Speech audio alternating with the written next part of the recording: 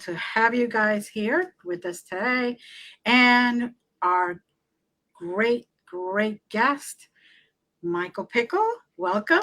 How are you? Hey. I'm good. So tell us about yourself. Tell the audience. Right now, I am a horror filmmaker. I started out as a musician in my career, and I got into filmmaking late in my career, at about in my 30s. Uh, and I actually had dreams of being a musician, and then I went into a haunted asylum and had a really frightening paranormal experience, and that inspired me to write a script. And I've been a filmmaker ever since. I was bitten by the filmmaking bug. And I have a new feature film coming out pretty soon called The Dead Place. It stars David Howard Thornton from the Terrifier movies. Mm.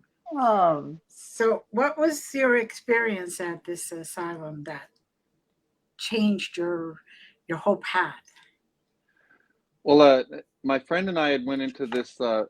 It's called Rancho Los Amigos Asylum in Downey.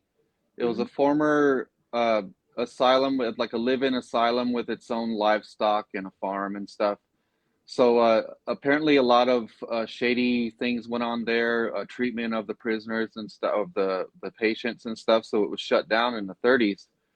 So there'd been rumors that it was haunted for years, and I'd seen a few videotapes of people going in there. So me and my friend decided to go in there, and of course.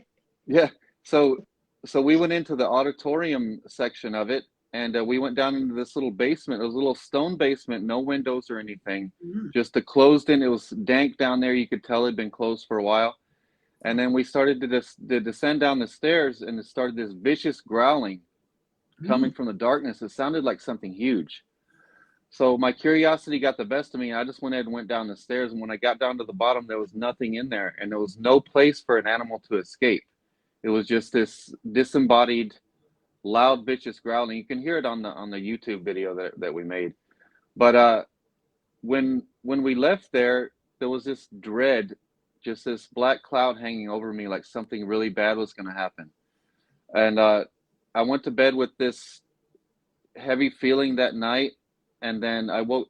I went to sleep in my daughter's bed because my daughter had went to lay down with my wife in our bed. I didn't want to wake them up, so I just went to sleep in my daughter's bed. And I woke up the next morning. I was fully awake, and I heard voices all around my bed. And I closed my eyes and tried to put it out of my mind. And when I closed my eyes, well, I was laying on top of a conference table, and several people from my life, some living, some dead, were sitting around the table, and they were discussing how I should be committed to an asylum. And I was trying to yell at them to stop. I was trying to get it out of my head, and my wife comes in. She hears the ruckus. She comes in and she sits on the bed and tries to talk to me. I can't hear her because the voices are louder than she is. Mm. So she leaves the room. I try to close my eyes again to put it out of my mind, and demons jump into my face. It's these flesh and blood, just snarling, nasty demons. And then the harder I tried to put it out of my mind, the more they would gnash and gnash their teeth in my face, and Mm. just I could feel their breath in my face. And then I went to open my eyes, and they were sitting on the bed with me. There's these two demons sitting on each side of me. It was just as real as my hand in front of my face. Just the most frightening experience of my life. My wife comes in with the Bible, and everything stops. The voices stop. The demons are gone, and nothing like that happened before, and nothing like that has happened since. So I don't really know if something followed me home. I don't know if it was a psychotic delusion, but both explanations are frightening to me. Like Mm. how could my mind conjure such real images, and where I could feel their breath on my face, and I could see them so clearly and hear them so clearly, and for them to be louder than the person that's in the room. Mm. So I just really don't know what happened that morning, but ever since then, I just had this burning need to tell this story. This story kind of blossomed out of this idea. I just got this little seed of a story just from this experience, and that kind of blossomed into a full trilogy. And I knew I couldn't film it myself as a beginner filmmaker. I was just a musician at the time. Nobody knew me as a filmmaker. So I embarked on the journey of just learning and creating my own little short films with no budget. I did a TV show, some music videos. So finally ended up um, pulling the Dead Place back out and started on it, and it's completely blown up. I can't believe the support that's behind this movie now. It's wonderful. Wonderful.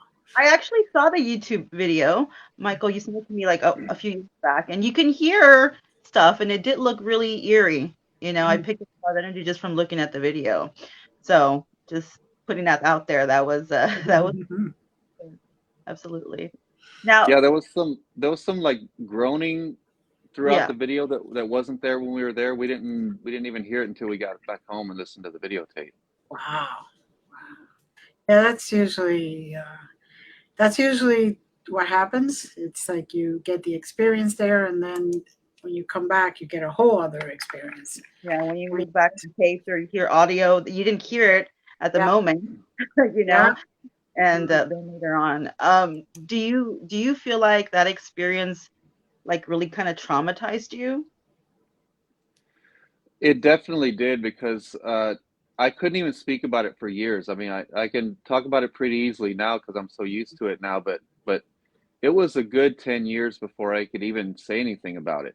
Mm. And I'd always been interested in the paranormal my whole life. I'd always explored abandoned places, and I was always hungry for a paranormal experience. And then once that happened, I said, I don't want any more paranormal experiences. You're like, you're done. You're done. Yeah.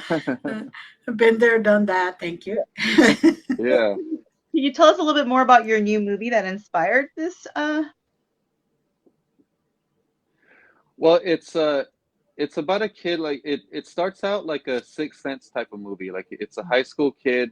He's kind of plagued by these spirits that walk around him, and they're doing nothing but gravitating towards him because he can see them, and they're trying to communicate with him, and he's just scared to death of them. So it causes a lot of turmoil at school, a lot of turmoil in his family, a lot of problems there. And then David Howard Thornton comes into play as he's like uh, the personification of the demon. Like Mm. he's a soul that was snatched from the moment of death. He was a really a sadistic child killer, so he was snatched from the moment of death to kind of do this demon's bidding. So he Mm. constantly uh, hounds the main character and torments him and tells him to give in to the voice in his head, which is telling him to kill, because this demonic force knows that the spirits are attracted to the main character, so they latch onto him so they can feed off of those souls. Wow, Mm. that's So awesome. And That is the awesome. Sounds yeah, very, very interesting, spooky, and the type that I'll be going like, no, no, even though I do paranormal stuff. I can't wait to see it. I'm super excited for you and happy for you, and congratulations Yes. on the project. When do you expect like this to be out, or you're like on production right now? uh, we pretty much finished filming it.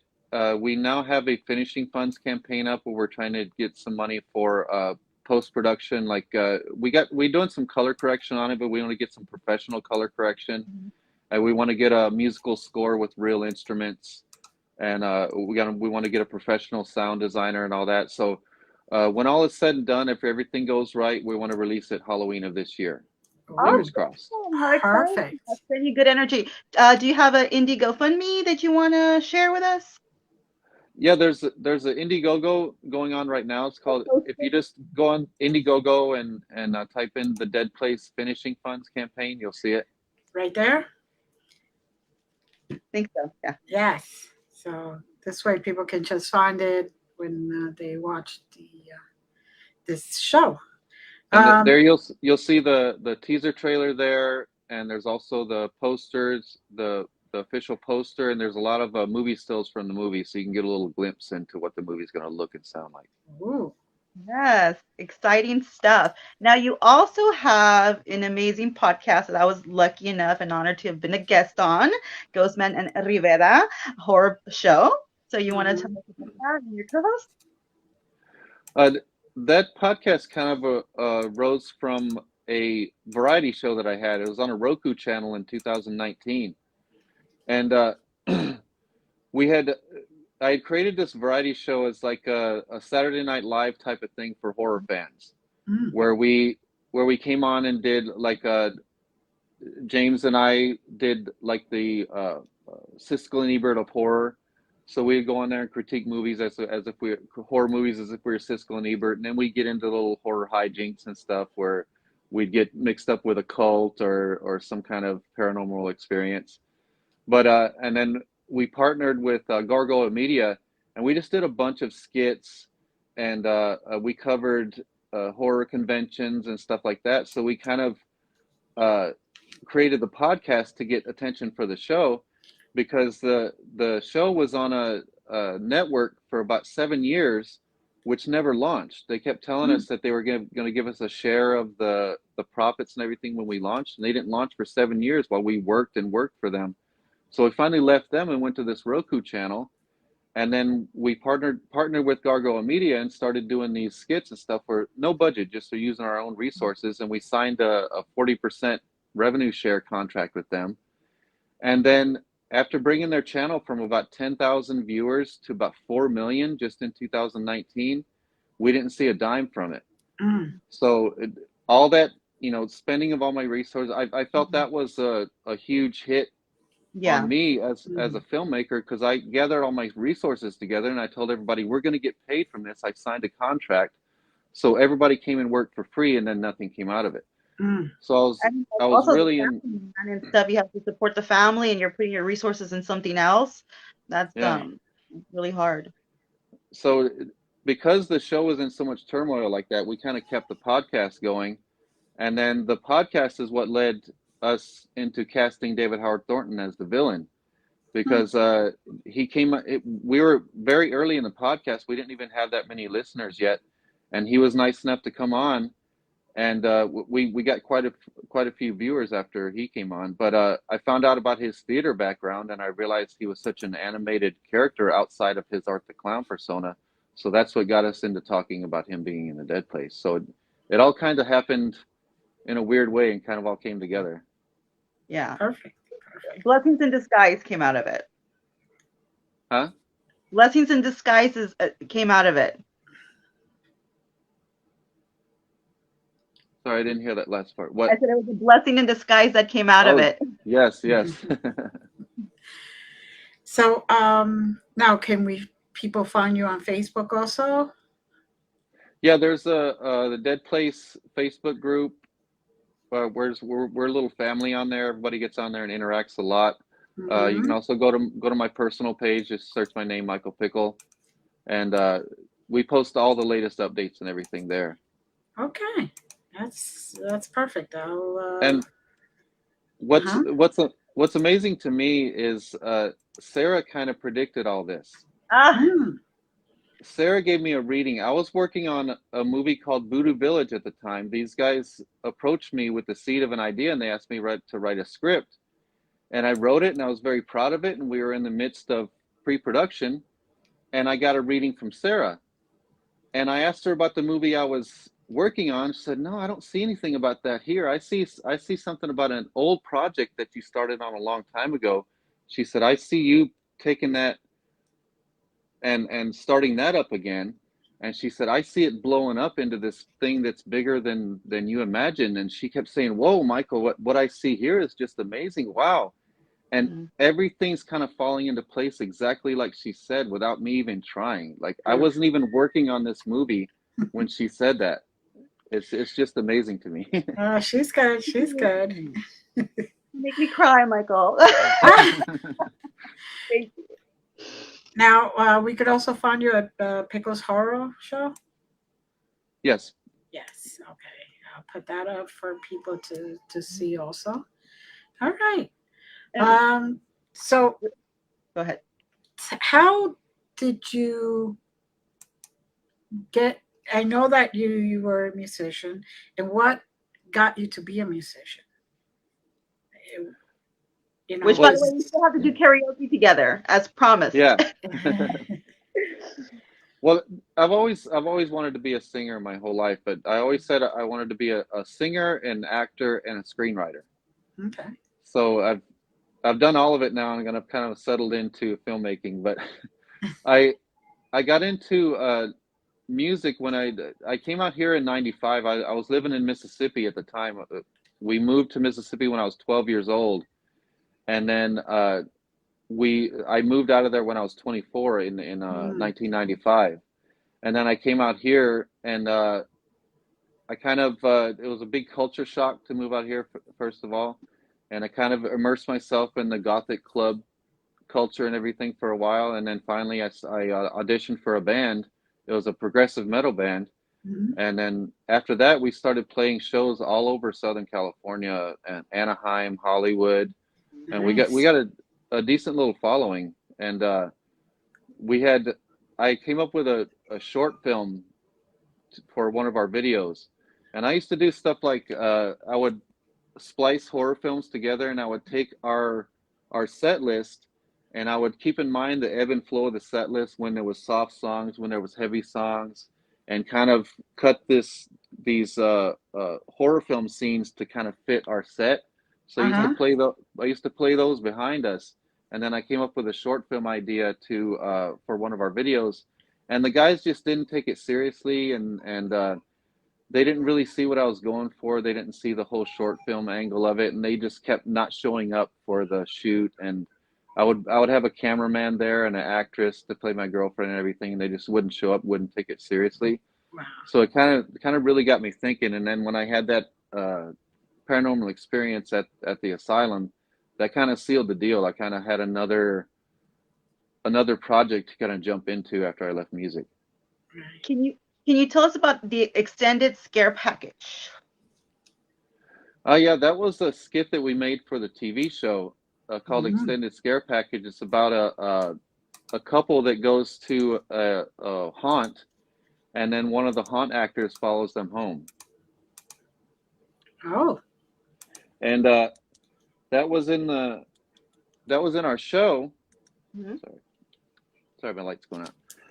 Anyway, that was in our TV show. So then Joe Bob Briggs had a festival, had his first like drive-in movie festival in Philadelphia.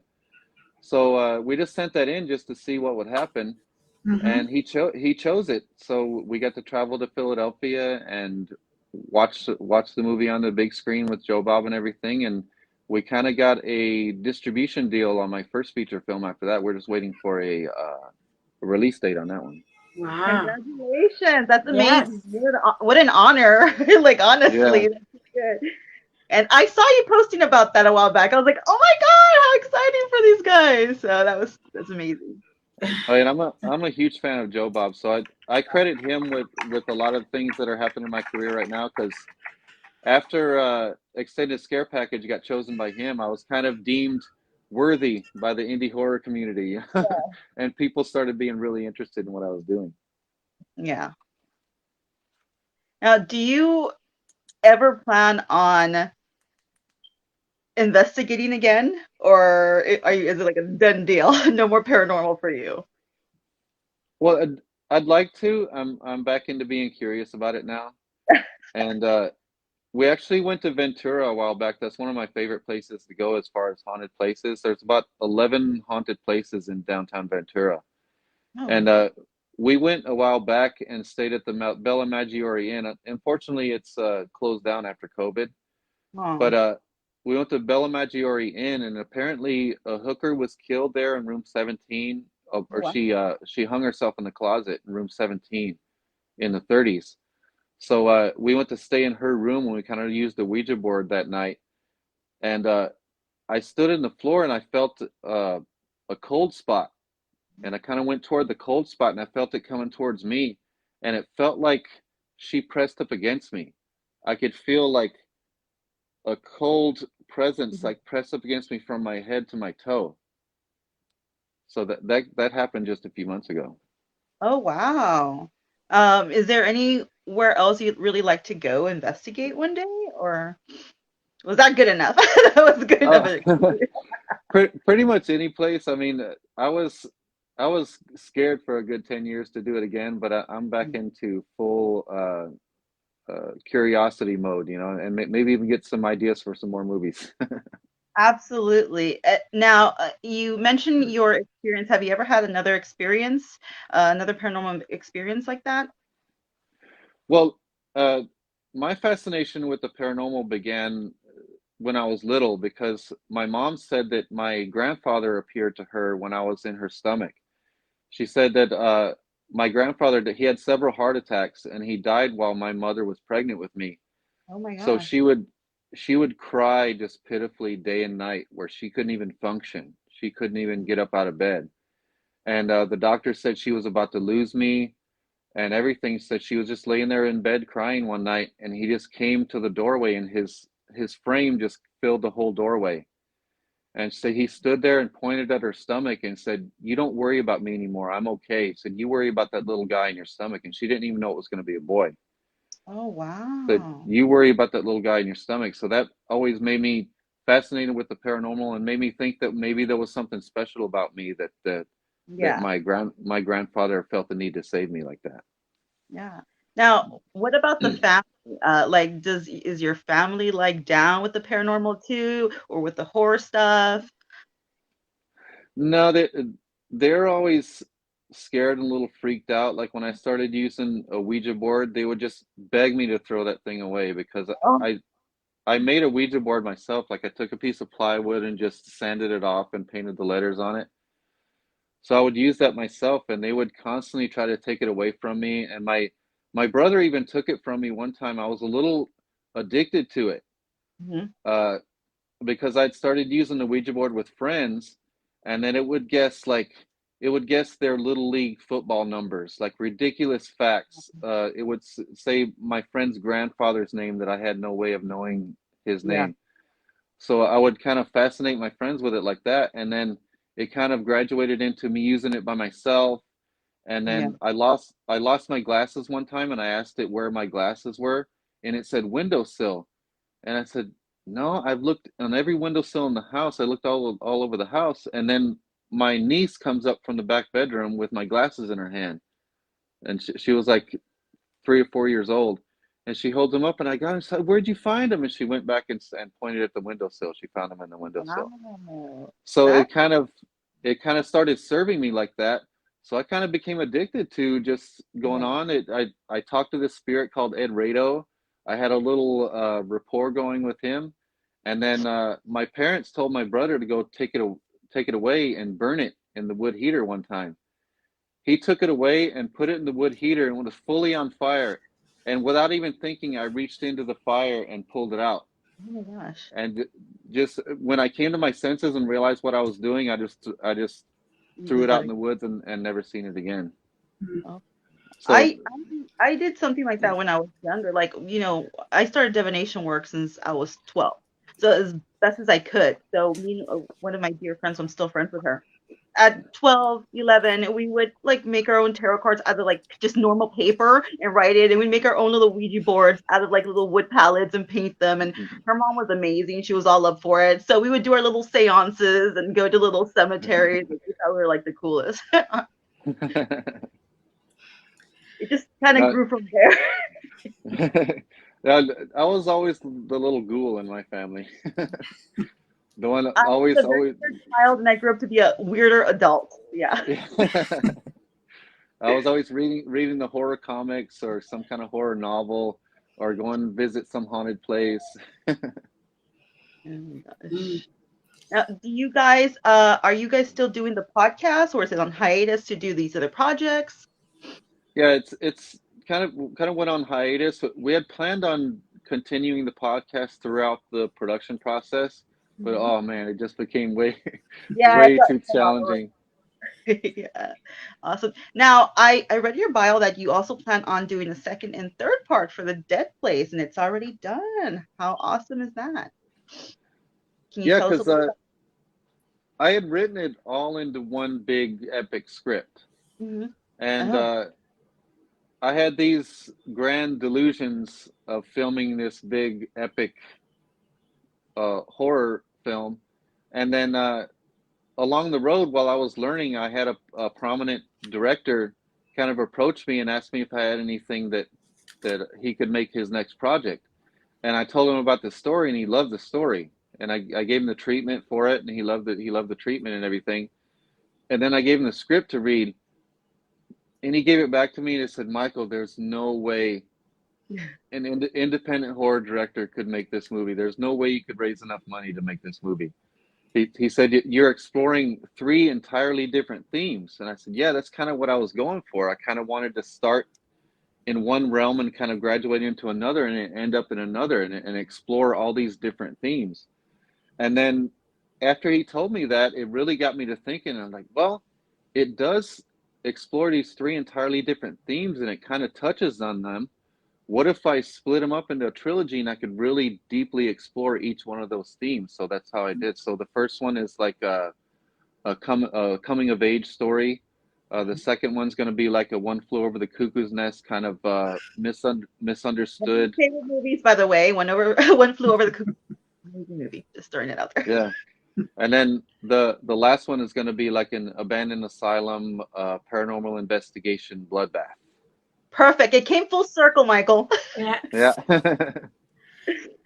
that sounds like amazing. Amazing. I can't wait. You really have to let us know when they're all out. Yeah, Because you have to come back on and promote all of them when they're out, or when you're, done with them.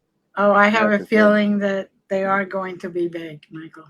I think Thank Sarah you. was perfectly correct. Going to be very big because there's, you see the lines for regular horror movies. These sounds very involved, and the whole thing that it's uh, three parts that will keep them coming and like wanting more. So it's perfect. And best of all, And it's already done, so you don't really have to worry too much. A little tweaking here and there, whatever, but it's done. yeah, Right. yeah, and the horror genre is thriving right now, but there's a lot of B movies out there. There's a lot of sequels there's a lot of remakes and a lot of movies based off other movies. I'm just Yeah. excited. I'm just excited to bring a fully original trilogy to the world.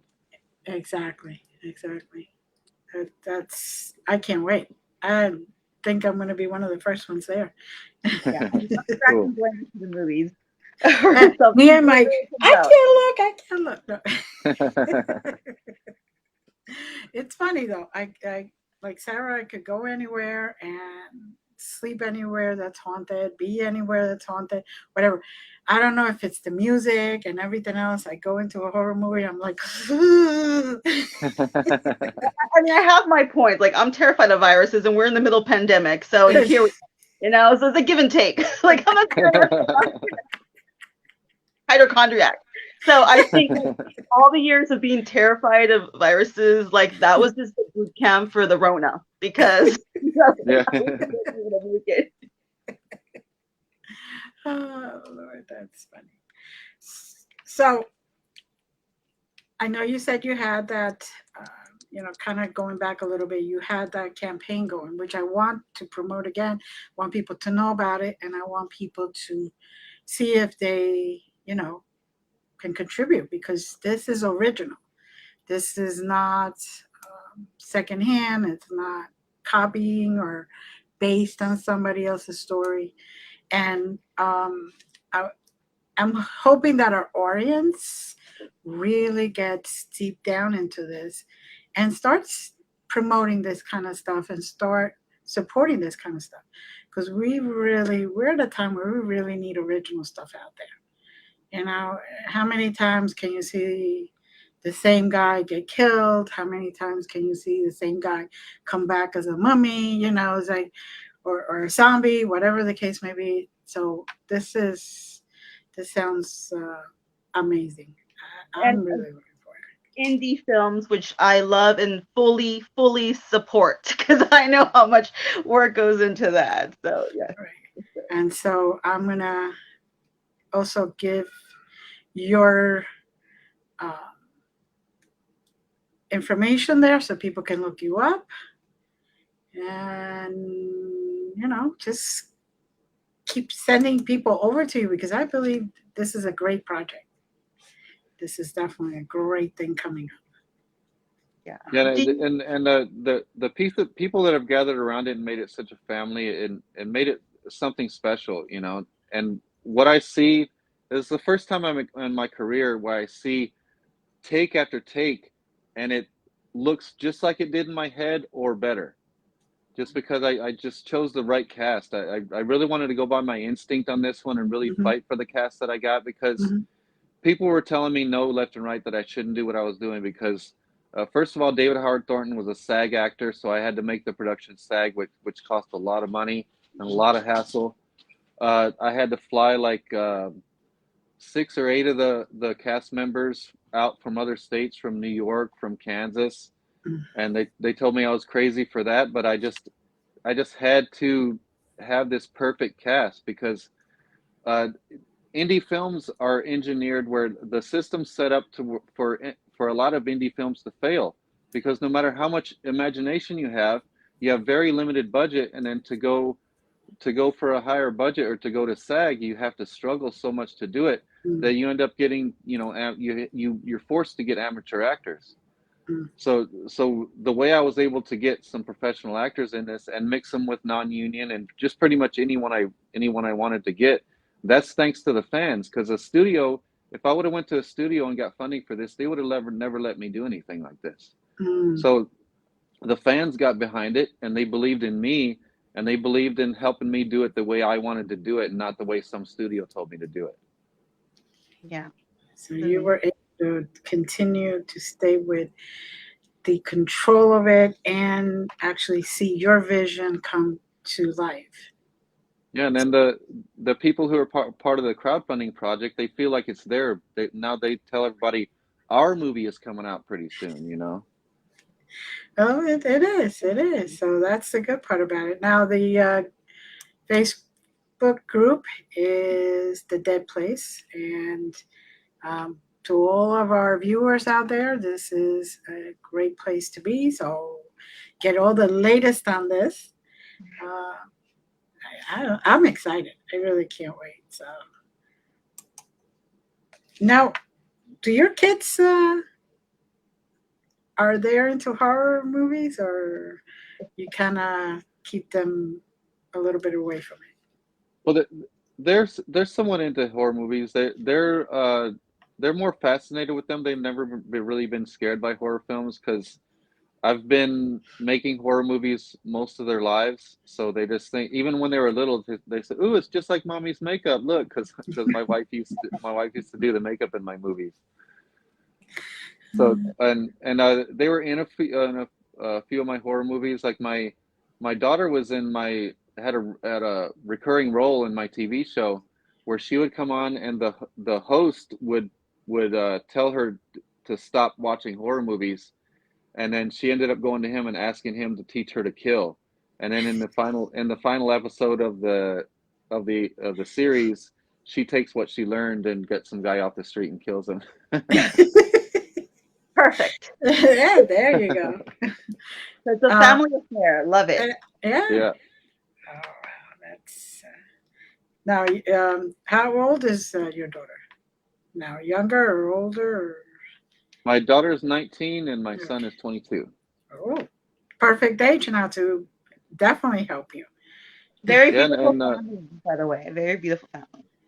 thank you. And my daughter Sydney brought a lot of people to this project because we started doing Sundays with Sid, where I Yeah, I just go saw on there that. and say all the news of the week, everything that's going on with the movie, and she just has her little colorful antics on the side, and she really got people interested. Good, good. That's what I love. I love when the whole family gets together and just joins in on any projects or it, it's a family business, right? Yeah. So it's great. It's great. Um, so Oh, go Can you ahead. tell us a little bit about this movie? Mr. Hoodie. Well, A little more. I wanted to mix elements of a paranormal film, of a possession film, of a slasher, a demonic film. I wanted to put all those things together, and it's really character driven. And what I like about it is it goes really violent and really gory. We had a really good stunt coordinator, Tony Snegoff. He goes all the way back to Commando with Arnold Schwarzenegger. So Oh, he specializes in doing stunts with actors who don't have any stunt experience, because we were really worried with the amount of stunts that were in this movie, and we didn't have enough money to hire stunt performers. So Tony Snegoff came in, and he kind of just trained these boys on the spot to do this intense, realistic looking fighting. And he wasn't satisfied until it looked real. And even our editor sits there and watches the fights, and she said, "I've never had so much footage to work with on a fight. This is so awesome." cool. but it gets violent and very gory, but it there's a reason for the violence. There's a reason for the gore, and it kind of builds up to it. And it's the movie cares more about the story and about the characters than it does to get to the gore. Now, since it's going to be 3 parts, so are you going to use the same characters throughout all 3 of them, or is it like the second one different characters, the third one different characters, or all? Well, spoiler alert: most of the characters die in the first one, but Okay. the main characters kind of survive and continue the struggle through part 2.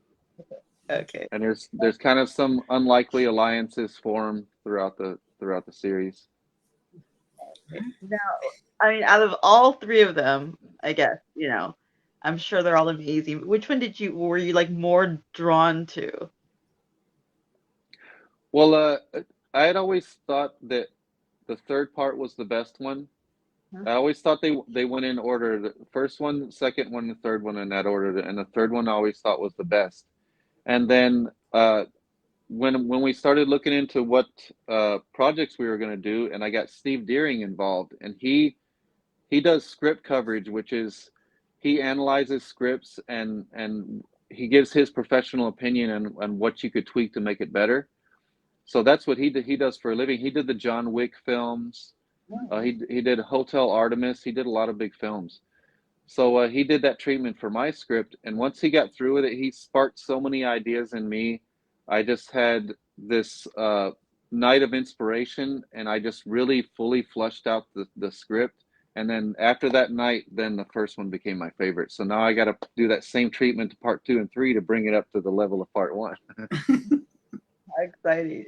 Now, when all is said and done and you've done all these, do you have any plans to do something else? Well, I'm doing it's a true story called Poison Pond. It's about my grandfather's family. Back in the 20s, uh, my my grandfather's entire family got killed. My aunt she was attacked and was impregnated by this local guy. He was like a whiskey bootlegger. So she was impregnated by him, and he told her this: if you tell anybody this is my baby, I'm going to kill your whole family. So she tells everyone, and then one night he just sneaks under their house. He blows a hole in the floor, and he comes up through the floor and kills everybody in the house. And my aunt was hiding up in the attic, and she's seen it all happen. So I was going to do I'm doing a true story on that. Mm. Wow. Oh, poor woman. I'm Oh. doing that, and I also have that Voodoo Village that I had written when I got the reading from Sarah before. So I'm going to go back and finish that one. And then besides that, I have about 3 more ideas I want to work out. Mm. So I've got a full slate of films I need to do. Can you tell us a little bit about the Voodoo Village? That sounds interesting. Voodoo Village is it stars a black character who gets out of who's in college, and then he's from the deep south. So he goes to the college in the city. So then he hears that in his town there's this place called Voodoo Village, and there's been some murders there. So he goes back to investigate because he knows that it's a holy place. So when he gets there, you realize that it's a holy place to the local poor black population. They built it themselves as a holy place, but all the white people, all the rednecks around, think that it's an evil, horrible place. So they're always trying to vandalize it and everything. So it's a story about how true evil kind of infiltrates the place, and stop it. So real evil kind of infiltrates the place, and this guy goes back and saves his family. Mm. That sounds great too. Sounds like a very good movie too. I'm listing all the movies here. I can't wait. I can't wait. You really have to tell us when that one is getting ready to go out. Oh yeah. So, wow. Now, do you get inspired by just walking along or driving along, or is it in particular, like, do you have to go to a haunted place, or it's just in general? Yeah, I never know when the ideas are going to come to me. So sometimes, a lot of the stuff that I have on my roster for movies to do, they just pop in my head at weird times. Something weird will happen, and it'll make something else, some little idea pop into my head. But other times it's like somebody will give me, like for Voodoo Village, the guy gave me a little seed of an idea. All he said was, make a movie about this Voodoo Village in Memphis, Tennessee, but these people go to it and they realize that it's real. So I like to take little seeds of ideas like that and just expand on them. And I run like with that it. challenge. That's really nice. You're able to channel the idea and be very creative. That's nice talent. Nice talent. Nice gift. Thank you. And now you're willing to share it with the world. That's even more of a gift for all of us. So thank you. Thank you. Um, Oh, go ahead. go ahead. No, go ahead. Now I know you're going to be like being the director and just the complete filmmaker, but do you plan on acting in any of these? I have before in some of my other movies. Like I played a killer in a couple of my movies, and it's really too much for me, I think. Like trying to act and direct at the same time. I would like to to act in someone else's movie if someone wanted to cast me. Huh? Because I'm a decent actor. I try to just I try to be natural. I'm more I'm really good at being mean and evil, and I'm also good at the really heavily emotional scenes. I'm just not as good at just acting normal. What's normal? I don't know. Yeah. The thought came to mind. I don't know. like I played the killer in my first movie, Stab Awake, and I had to sit there quiet. Like it was in a all my friends were partying in a cabin, and I was possessed, and I was slowly being taken over by a demonic force, and I had to sit there and imagine that everyone in the room had done something really horrible to me, and that I was going to get revenge on them. That's what I had to do to get myself into that mindset, and that's kind of what makes me look creepy on screen. And where can we find some of your older projects? They're on my YouTube channel. I believe I sent you a link to our YouTube channel. We went when we started the crowdfunding campaign for the Dead Place. We called it Horror Show Pictures Purge, which we kind of purged a lot of our old skits and short films and stuff. So you can see those up there. Okay. Awesome. I'm just gonna post I'll that. try to find it. Yes. Oh, don't worry. I'll get it. So tell us anything else you want to tell us here. Well, I'd just like to thank everybody who's supported me so far. I mean, it's been a long, hard road. It's been a lot of depression, a lot of heartache, a lot of friends dying, and like it's weird that that ever since that happened to me in the asylum, there has been a dark cloud over my life. Like I got a really bad back injury. I shouldn't even be walking right now. It's so bad, but I keep exercising and where I'm able to stay mobile. I've had some really close friends die mysteriously. It just seems like tragedy after tragedy, and every project I've gotten into in filmmaking, working for somebody else, I get ripped off, and it's just been such doom and gloom all these years to the point where like when Sarah gave me that reading, I was in a really bad place. I mean, she seen it at the time, and she said I see you crying yourself to sleep, and I had just cried myself to sleep the night before. So I was in a really bad place. So the dead place is kind of my redemption, and it just means so much to me that people gathered around it and treated it like so much like a family and given me so much respect. It's something that I've starved for my whole career, and I've had nothing but heartache. So it's nice to have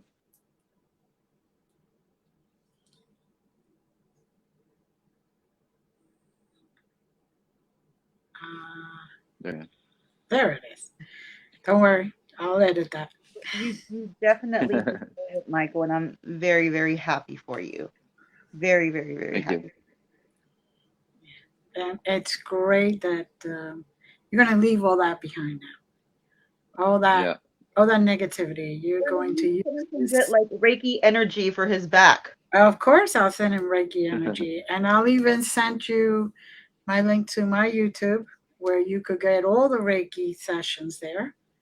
I stream them all the time, so and you just play it whenever, and it will always work. Believe me. And So, that dark energy really holds on, I'll tell you. Like even when I feel this redemption now. I feel like mhm. everything I've always wanted is finally happening, and I still got this baggage like dragging me down right behind me, just trying to bring me back down to where I was. It's hard to shake that dark energy once it's consumed you. Yeah. Yes, it is. But I think you will be able to get rid of it. I really feel that you're starting to climb up and leave that dark down there somewhere. So Yeah. Well, You're I kind of channel it into my work. That's why I'm glad I'm in the horror genre because I could get those dark thoughts out. well, you are in your season, Michael, yeah, so good things coming for sure. yes, That's yes. great. Well, Can't wait to hear all about it when they happen. You need to call me. yes. Bitch, you know what? Finally, something awesome. And then she's gonna call me and say, "Guess what?" We're definitely rooting for you, Michael, all the way. Yes, You know, I love and support you and your whole family and all your projects. and Thank you. I'm right there with her. So you got this. You're gonna make it all the way through, and you're gonna be super big, and then you're gonna remember this podcast and say, "Oh, they predicted it. They said it." Yeah. Yeah. You have to come back Yeah, on and promote Yes. all of them when they come out for sure. I And will. next time we need to have James too, so we can talk to him about the podcast. Yeah, That there you you guys go. did and your other Okay. shows. That'd be awesome. Which I thought about that just as we started. I'm like, oh, we should ask James too, so y'all could have been like, talking to each other about the podcast. But we would love to have you both back on. Yes. He's working with you on this as well, right? Yeah. Good. Okay, awesome. So what does he do? He's helping you with writing or Uh, he's been helping me produce, and he took on the job of handling SAG all himself. So that oh was a Oh, huge wow. project. So yeah. he handled SAG and payroll and everything, and that was probably the biggest nightmare of the whole production. And he took on a lot of that for me. I really appreciate that. Oh, Wow. well that's amazing. Yeah. That is a big job, a big relief off your shoulders too. Yeah. And Yeah. I believe he was a Leo, right? Yeah. He was. Okay, so he's gonna have really awesome the rest of the year. So you make sure to tell him I said that. Oh, cool. That's great to hear. Yeah. You need his magic hands shining his All right. Thank you, Sarah. Thank you, Michael. It's been a pleasure. Definitely going to have you back. And hold on for a second. Don't hang up, Michael. Yep, don't hang up. We'll be talking to you in a second. Thank you to everyone and many blessings. And keep coming back. You never know who we're going to have. Bye.